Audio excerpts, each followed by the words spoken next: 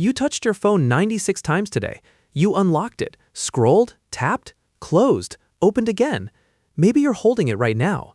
That warm glass rectangle you carry everywhere, protect like it's precious, check before you sleep and first thing when you wake. You know every scratch on it. You know how it feels in your left hand versus your right. You know the exact pressure it takes to press the home button. But here's what nobody told you about the hand holding that phone. It is one of the most perfectly engineered killing machines that has ever existed on this planet. Not metaphorically, not spiritually, literally. And you've been using it to text your friends about dinner plans. We were taught a comfortable story in school. Humans, the story goes, are the weak animal. We can't run like a cheetah, we can't smell like a wolf, we don't have claws or fangs or venom or the brute strength of a gorilla. We're soft, slow, naked creatures who only survived because we got lucky with big brains. We survived despite our bodies. Intelligence saved us, tools saved us, fire saved us. The body was just a vessel, fragile, an afterthought. That story is wrong, not slightly wrong, completely, embarrassingly, fundamentally wrong. Your body wasn't saved by your brain. Your body is the weapon. Your brain is just the targeting system. In 1984, in the Kalahari Desert of southern Africa, a Harvard anthropologist named David Carrier sat with the Kungsan people and watched something that broke every assumption he had brought with him from Cambridge. He watched hunters run an antelope to death. Not trap it, not ambush it, not outsmart it with tools or strategy. Run it down, over hours, across miles of open land, in the midday sun, at temperatures that would hospitalize most modern adults. The antelope was faster. The antelope was stronger. The antelope had every physical advantage, and the antelope died from exhaustion while the human was still moving. Carrier went back and looked at the fossil record again, and again, and then wrote a paper in 1984 that the scientific establishment mostly ignored for 20 years, proposing something almost too strange to believe, that humans are, uniquely among all primates, built for endurance hunting. Not built despite our bodies. Built because of them. The establishment pushed back hard. This didn't fit the model. Humans were the thinkers, not the killers, but the evidence kept coming. Let's start with your feet. Most animals that run, horses, dogs, deer, run on their toes. It's fast, but it fatigues quickly. Your foot is different. You have an arch, a spring-loaded energy-storing mechanism that acts like a biological pogo stick. Every step you take returns up to 17% of the energy from the previous impact. Over a marathon, that adds up to saving the equivalent of lifting yourself over a building. The arch didn't evolve for walking. It evolved for running long distances. Now your legs. The Achilles tendon, the thick cable running behind your heel, stores and releases elastic energy like a rubber band. Kangaroos have a similar mechanism, and we've long admired them for it. Yours is just as sophisticated, just as purposeful, just as designed. When researchers at Harvard measured the energy return from the human Achilles during running, they found it was contributing more to forward propulsion than the muscles themselves. Your knees are stabilized by ligaments that lock and release mid-stride automatically, without any conscious thought, at a rate and precision that no prosthetic has ever fully replicated. Your hips rotate. Chimpanzees can't do this. Their pelvises are shaped differently. That rotation is what lets you swing your legs forward without twisting your upper body. It is the mechanical secret of human running efficiency. Without it, running would cost twice the energy it does.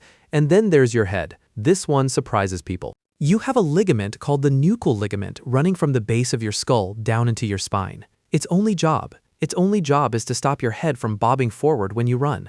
Chimps don't have it. Gorillas don't have it. It exists in no other primate. It exists in you because at some point in our evolutionary history, keeping the head stable while running was so important that the body built a dedicated structural solution for it. Then there's sweating. This is the part that sounds boring until you realize it's actually a superpower.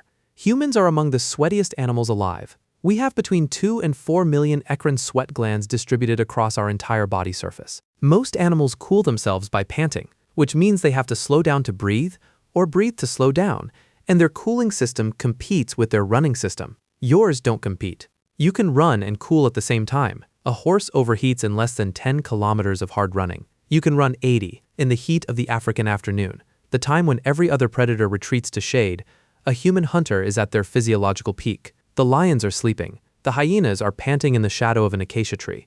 The wild dogs have stopped moving, and the human is still going, steady, upright, sweating, unstoppable. Modern mirror, that run you hate doing on the treadmill? The machine is trying to simulate what your body was perfectly designed for. You're not bad at running. You're running in the wrong context, at the wrong time. toward no destination for no reason your nervous system understands.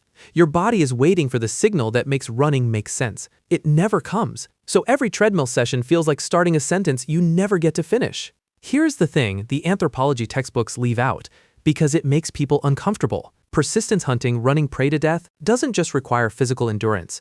It requires the hunter to think like the animal is already dead. Experienced hunters in the Kalahari report a strange psychological state that happens after the third or fourth hour of pursuit. The prey is still alive. It's still running. But something shifts in the hunter's mind. The outcome stops being uncertain. The death becomes, in some sense, already real. Neuroscientists who have studied this describe it as a kind of focused dissociation, a state where the prefrontal cortex, the part that worries, doubts, imagines failure, goes quiet, and a much older system takes over. That same system is still in you. It activates under extreme stress. It activates in moments of genuine physical crisis. Athletes sometimes call it the zone. Soldiers call it tunnel vision. Emergency responders call it going automatic. It's not a malfunction. It's not adrenaline chaos. It's your hunting brain, the one that evolved to pursue relentlessly across miles for hours without doubt, briefly coming back online. You carry an entire predatory consciousness inside you. Most people never access it. Most people will live their whole lives never needing to. But it's there, waiting, patient. Think about your grandmother's hands, or your grandfather's, or whoever raised you. Think about their hands when they were old, the tendons visible under the skin, the knuckles enlarged, the way they moved slowly and deliberately when they reached for something. Those hands carried the same architecture as the hands that chased wildebeest across the Kalahari 70,000 years ago. The same Achilles tendon, the same sweat glands, the same locking knee mechanism, the same hunting brain, quieter now but present. Every human being who has ever lived on this planet, every grandmother, every child, every poet and monk and accountant and dreamer carried this body, this extraordinary, purpose-built, improbable body that evolution spent millions of years designing. You didn't earn it. You didn't build it. You woke up inside it one day and just started using it to commute. There's something almost unbearable about that. Not sad, not tragic, just enormous. The distance between what your body was built for and what it does on any given Tuesday is one of the greatest chasms in the history of life on Earth. And somehow you carry that chasm in you, that ancient, lethal, beautiful machinery, and it just keeps running, quietly, faithfully, waiting for a call that mostly never comes. You are at minimum extraordinary. You might be the most extraordinary thing this planet has ever accidentally produced. Your phone buzzed, you reached for it.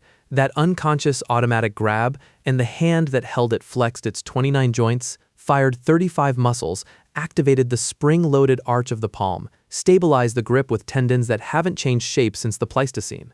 A notification. Something minor. You unlock it. The screen lights your face.